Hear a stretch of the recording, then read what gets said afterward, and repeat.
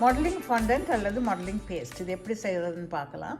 இதுக்கு தேவையான பொருட்கள் பாருங்கள். நான் எடுத்து வச்சுருக்கேன். ஒரு 400 grams ஐசிங் சுகர் நல்லா சளிச்சு 2 தடவை சளிச்சு எடுத்து வச்சுருக்கேன்.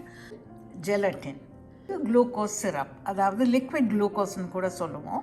இப்போ இந்த சின்ன கண்டெய்னரில் 3 டீஸ்பூன் ஜெலட்டின் எடுத்துருக்கேன். அதாவது 3 டீஸ்பூன் நீங்கள் எடுக்கிறப்ப வந்து நிறைச்சி எடுக்கக்கூடாது. இதில் இன்னொரு முக்கியமான பொருள் டைலோஸ். இது செலஜின்னு கூட நாங்கள் சொல்லுவோம். ஃப்ளவர்ஸ் அப்புறம் வந்து இந்த ஃபாண்டன்ட் ஃபிகரின்ஸ் எல்லாம் செய்கிறப்போ எங்களுக்கு வந்து அது ரொம்ப உபயோகப்படும். ஜெலட்டின் வந்து 3 டீஸ்பூன் இப்படி பாருங்கள், லெவல் டீஸ்பூன். இப்படி நிறைச்சி எடுக்கக்கூடாது, லெவல் டீஸ்பூன். 3 teaspoon gelatin. இந்த ஜெலட்டினில் வந்து 2.5 டேபிள் ஸ்பூன் வாட்டர், சும்மா பச்சை தண்ணி பாருங்கள். 1, 2, 2.5. கொஞ்சம் ஊற விடுங்க. இப்போ வந்து நீங்கள் என்ன செய்யணும், கொஞ்சம் தண்ணி கொதிக்க வைக்கணும். ஸோ இது பாருங்கள். ஸோ இது மேல் இப்படி வச்சு நீங்கள் மிக்ஸ் பண்ணலாம். சீக்கிரமாக அது கரையும். இதில் தண்ணி கொதிக்குது.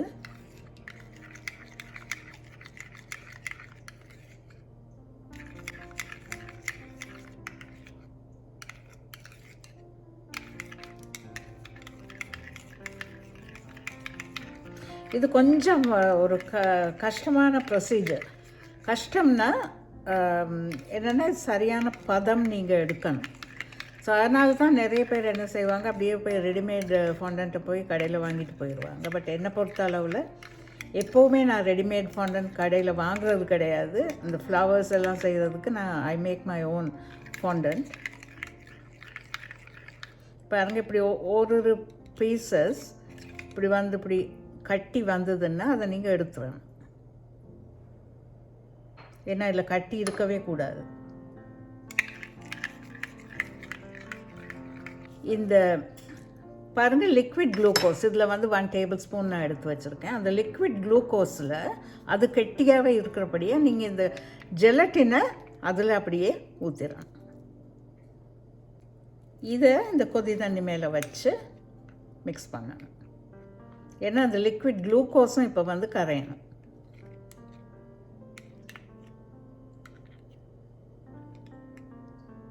ஸோ இப்போ பாருங்கள், ரெண்டுமே நல்லா அப்படியே மிக்ஸ் ஆகியிருக்கு.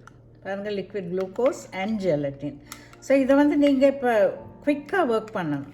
எப்போவுமே fondant, modelling paste, gum paste எது வேணாலும் நீங்கள் ஒர்க் பண்ணுறப்போ வந்து ரொம்ப குவிக்காக ஒர்க் பண்ணணும். ஏன்னா அது வந்து சீக்கிரமாக கட்டியாகிற தன்மை அதுக்கு இருக்குது. ஏன்னா ஜெலட்டின் இருக்கிறபடியே அது கட்டியாகிடும்.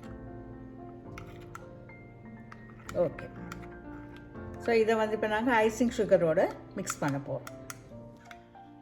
ஓகே, இப்போ பாருங்கள், இது நல்லா கரைஞ்சிருக்கு. ஃபாண்டன்ட் ஐசிங் மிக்ஸ் பண்ணுறதுக்கு இப்படி ஒரு பெரிய பவுல் எடுத்துக்கலாம், அது வசதியாக இருக்கும்.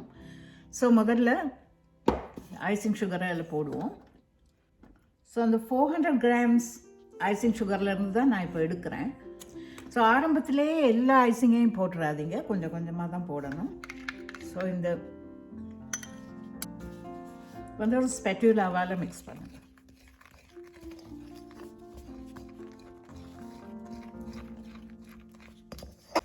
இது கையெல்லாம் போட்டால் கொஞ்சம் கையிலெல்லாம் ரொம்ப ஒட்டி பிடிக்கும். ஸோ அதனால் இப்படி தான் இது மிக்ஸ் பண்ணணும். கடைசியில் அந்த கையில் ஒட்டாமல் வர்ற ஒரு பதம் வரும். ஸோ அந்த நேரம் மட்டும் நீங்கள் கையால் மிக்ஸ் பண்ணணும்.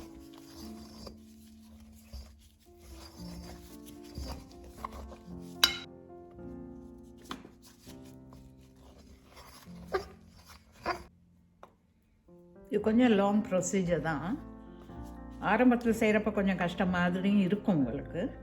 ஆனால் இந்த அமௌண்ட்டு ஐசிங்கில் உங்களுக்கு நிறைய ஃப்ளவர்ஸ் செய்யலாம். ஆனால் இது மிக்ஸ் பண்ணுறது தான் கொஞ்சம் பொறுமையாக மிக்ஸ் பண்ணணும். இப்போ பாருங்கள், கொஞ்சம் இப்படி கையாலையும் மிக்ஸ் பண்ணலாம். அதுக்கு தான் நான் க்ளவ்ஸ் போட்டிருக்கேன், இல்லைன்னா கையெல்லாம் அப்படியே ஒட்டிடும். இப்போ நாங்கள் இதுக்கு முன்னே உங்களுக்கு நான் பார்ச்மெண்ட் ஐசிங் செய்து காட்டினேன். ஸோ பார்ச்மெண்ட் ஐசிங்கில் எங்களுக்கு என்ன நாங்கள் உபயோகப்படுத்தினா ஜெலட்டின். ஸோ இதில் வந்து ஒரு இன்க்ரீடியண்ட் எக்ஸ்ட்ராவாக நாங்கள் போட்டிருக்கோம், அது வந்து லிக்விட் குளுக்கோஸ். ஸோ பார்ச்மெண்ட் ஐசிங்கை விட இந்த ஐசிங் வந்து ரொம்ப ஹேண்ட்லிங் வந்து ஈஸியாக இருக்கும், டெய்ட்டியாக இருக்கும்.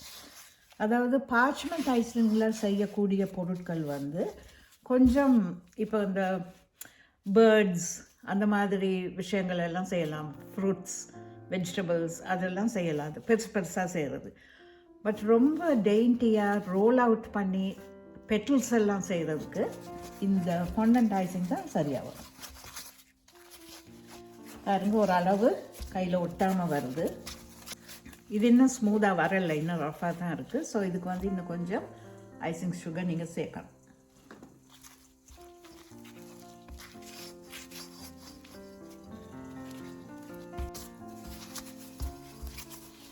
எவ்வளவு யூஸ் பண்ணியிருக்கோன்னு பார்த்தா 200 grams. 200 grams icing sugar. இப்போ அதாவது 400 கிராம் நான் எடுத்தேன், அதில் இப்போ 200 கிராம் நாங்கள் இதுக்கு சேர்த்துருக்கோம்.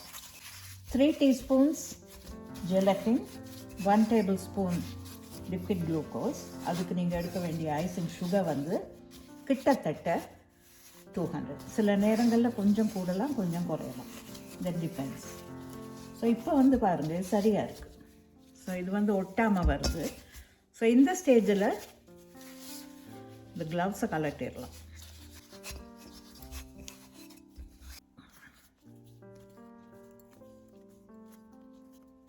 ஸோ இது ஒரு மாதிரி ஒரு எலாஸ்டிக் தன்மை இந்த ஐசிங்க்கு வரும், ஏன்னா ஜெலட்டின் இருக்குது, லிக்விட் குளுக்கோஸ் இருக்குது.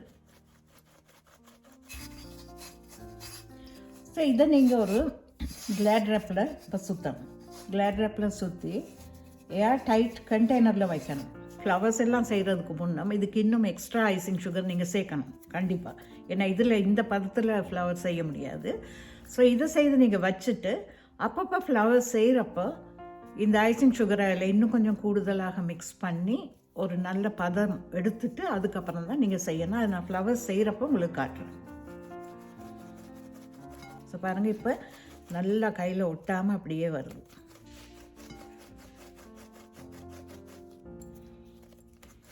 இது கைக்கு நல்ல ஒர்க் அவுட்.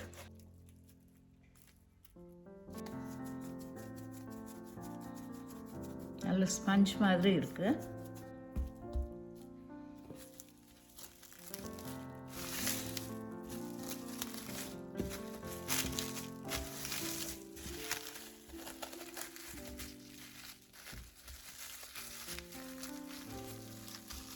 சரி பாருங்கள், இது போல் ஒரு ஏர் டைட் கண்டெய்னரில் போட்டு அப்படியே மூடி வச்சிடலாம். ஃபாண்டன்ட் ஐசிங் எல்லாரும் செய்து பாருங்கள். இது கொஞ்சம் லாங் ப்ரொசீஜர், ஆரம்பத்தில் கொஞ்சம் கஷ்டமாக தான் இருக்கும். இதில் செய்கிற ஃப்ளவர்ஸோ அப்படி இல்லைன்னா ஃபிகரின்ஸ் வந்து பல வருடங்களுக்கு கூட அப்படியே நீங்கள் பாதுகாத்து வைக்க முடியும். சாந்தாஸ் கேக்ஸை இதுவரையில் சப்ஸ்கிரைப் பண்ணாதவங்க தயவு செய்து சப்ஸ்கிரைப் பண்ணுங்கள். அப்படி சப்ஸ்கிரைப் பண்ணுறப்ப அந்த பெல் பட்டனை மறக்காமல் கிளிக் பண்ணுங்கள். மீண்டும் சந்திப்போம். தேங்க்யூ.